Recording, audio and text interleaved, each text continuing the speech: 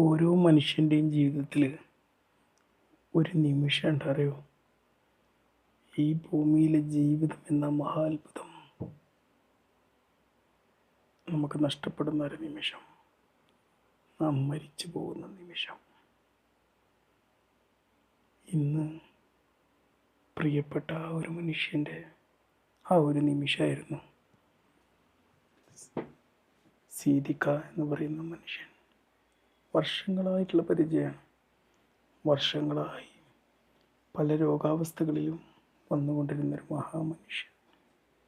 പല കാര്യങ്ങളും ഞങ്ങൾ ചർച്ച ചെയ്യുമായിരുന്നു.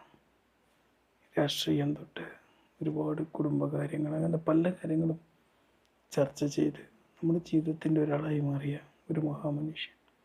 ഒരു പ്രമുഖ രാഷ്ട്രീയ നേതാവായിരുന്നു, നാട്ടിലെ പ്രിയപ്പെട്ട ആളായിരുന്നു. അങ്ങനെ പലതും പറയാനുണ്ട്. നിഷ്കളങ്കമായൊരു പുഞ്ചിരിയുമായാണ് ആ മനുഷ്യൻ എപ്പോഴും കടന്നു വന്നത്. പ്രമേഹം ബാധിച്ച് കാലുകൾ നഷ്ടപ്പെട്ടപ്പോഴും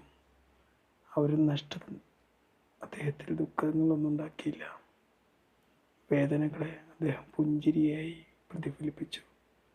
അവസാനമാകുമ്പോൾ ഓരോ അവയവങ്ങൾ പ്രവർത്തനരഹിതമായി, പ്രവർത്തന പരാജയം സംഭവിച്ച് മുന്നേറുമ്പോഴും പുഞ്ചിരിച്ച ആ മുഖത്തിന് ഒരു പാടലും ഉണ്ടായില്ല.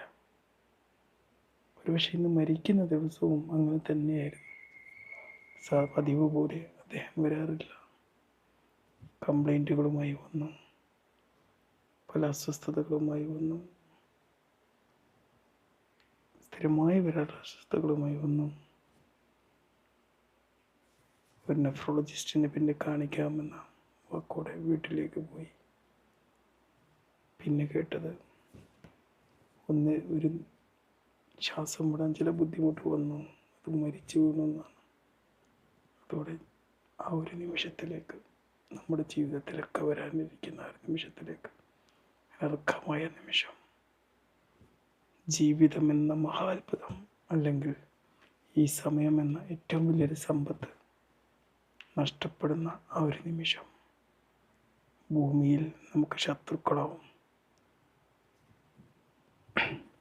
എതിരാളികളോ ഇല്ലാതാവുന്ന ഒരു നിമിഷം. അതാണ് നമ്മുടെ മരണ നിമിഷം.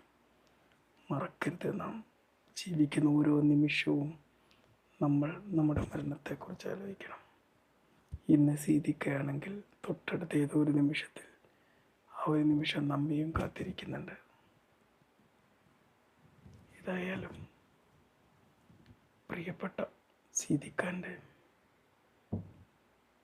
ഈ ഭൂമി ജീവിതമെന്ന ഈ ഗർഭപാത്രത്തിൽ നിന്നും പിറന്നു വീഴുന്ന അനശ്വരമായ ആ ലോകം കാരുണ്യത്തിൻ്റെ തീരത്താണ് എന്നുള്ളതിൽ എനിക്ക് സംശയമില്ല. അദ്ദേഹം എത്തിപ്പെടുന്ന കാരുണ്യത്തിൻ്റെ തീരത്ത് നമ്മളെയും എത്താൻ കാരുണ്യവാനായ ദൈവം സഹായിക്കട്ടെ എന്ന് പ്രാർത്ഥിക്കുകയാണ്.